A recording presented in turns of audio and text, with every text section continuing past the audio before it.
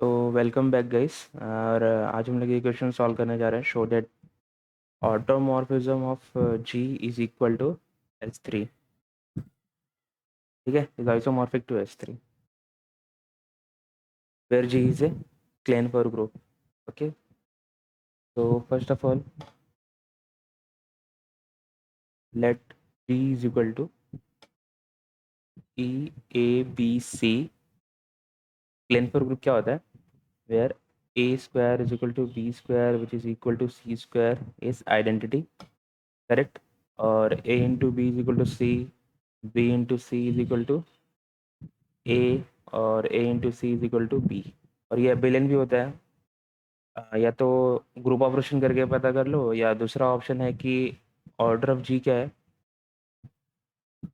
2 square. तो एक theorem है अपने पास कि if p is prime and then order of G is equal to p square is abelian. ठीक है, तो अभी मुझे प्रूफ क्या करना है कि automorphism of G is equivalent to S3। ठीक है, तो अभी सपोज मैं क्या करता हूँ, पहले तो ऑटोमॉर्फिज्म का कार्डिनलिटी पता करता हूँ।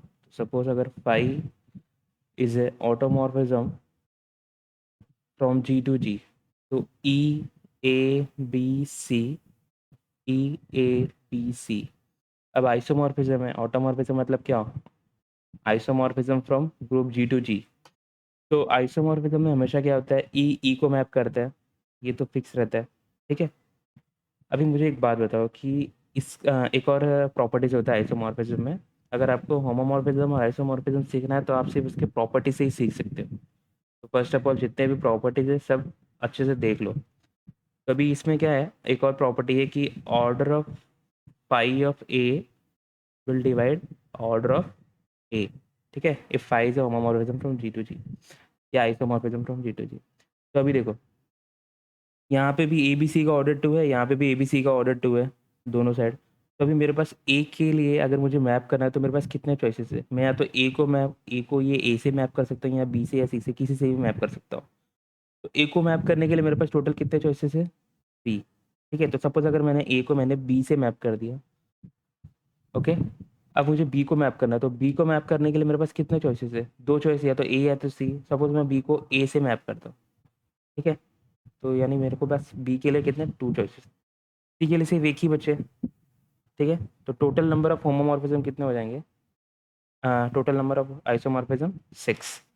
ठीक है, तो कार्डिनलिटी ऑफ S3 भी क्या होता है? 6। लेकिन हम लोग यहाँ से नहीं बोल सकते कि जो सेट ऑफ ऑटोमॉर्फिज्म है, यानी कि अगर मैं कोई सेट लेता हूँ H which is equal to set of automorphism of G। ठीक है, सपोज मैं ए से डिनोट करता हूँ, where phi is homomorphism isomorphism from G to G।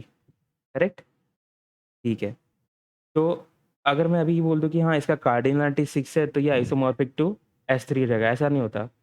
Cardinality of 6 के 2 ग्रुप होते हैं, एक तो Z6 और एक S3। तो मैं ऐसे कैसे बोल सकता हूँ कि हाँ ये आइसोमॉर्फिक टू S3 और Z6 नहीं हो सकता? ठीक है, तो मुझे प्रूफ करना होगा कि ये Z6 के आइसोमॉर्फिक नहीं है। तो दूसरा ग्रुप क्या बचा? S3।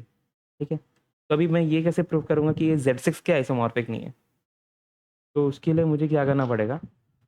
सपोज मैं एक सेट बनाता हूँ इसके ऑटोमॉर्फिज्म का। अभी जैसे मैंने बनाया एच। ठीक है, अब इसमें मैं क्या करता हूँ, E A B C,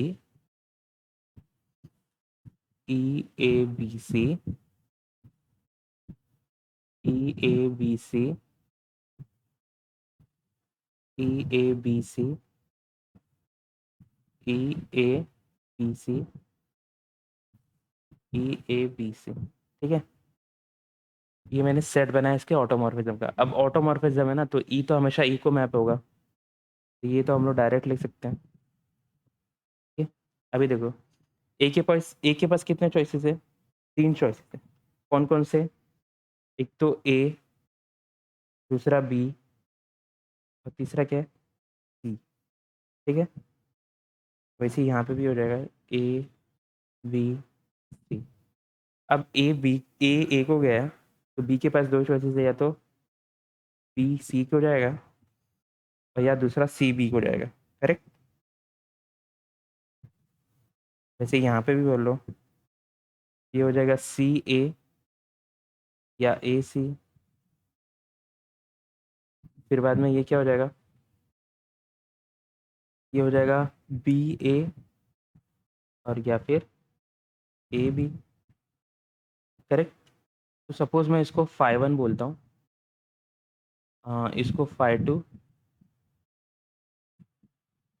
इसको फाइव थ्री, ये हो गया फाइव फोर,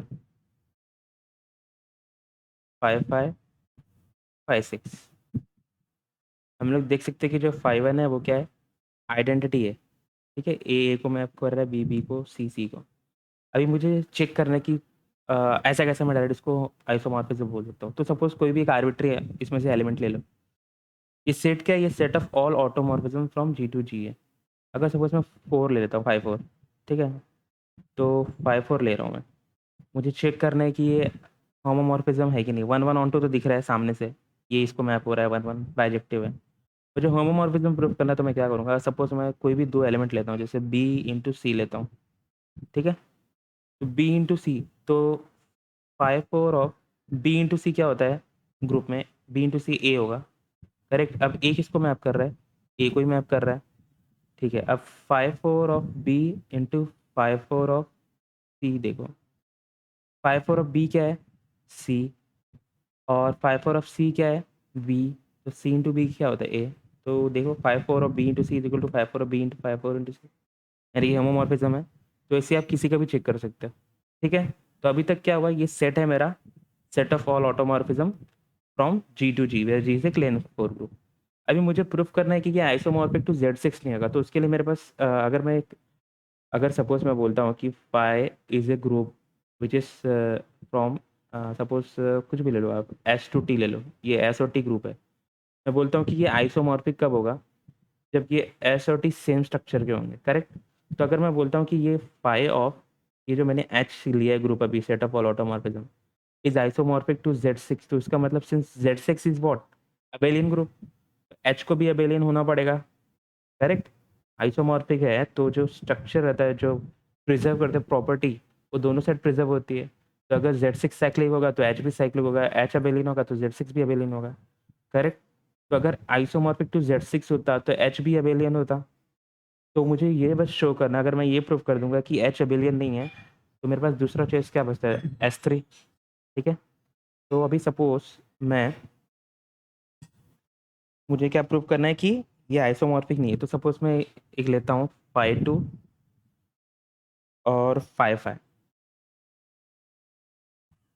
फाइव टू और फाइव फोर। ठीक है, तो अभी देखो फाइव टू क्या है, ई ए बी सी, और क्या है, ई बी सी ए। ठीक है, और फाइव फोर क्या है, ई A B C, E A C B. ठीक है, तो अभी ये ग्रुप ऑफ परम्यूटेशन है, तो ग्रुप ऑफ परम्यूटेशन कहाँ से कैसे स्टार्ट करते हैं, यहाँ से स्टार्ट करेंगे। पहले तो ई ए बी सी सेम रहेगा।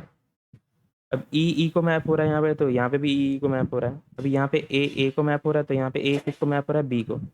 अगर आपको ये मल्टीप्लिकेशन नहीं आता ना, तो मैंने एक वीडियो बनाया, यहाँ पे आई बॉल का बटन आ जाएगा। ठीक है, वहाँ पे जाके पूरा परम्यूटेशन का आप सीख सकते हो।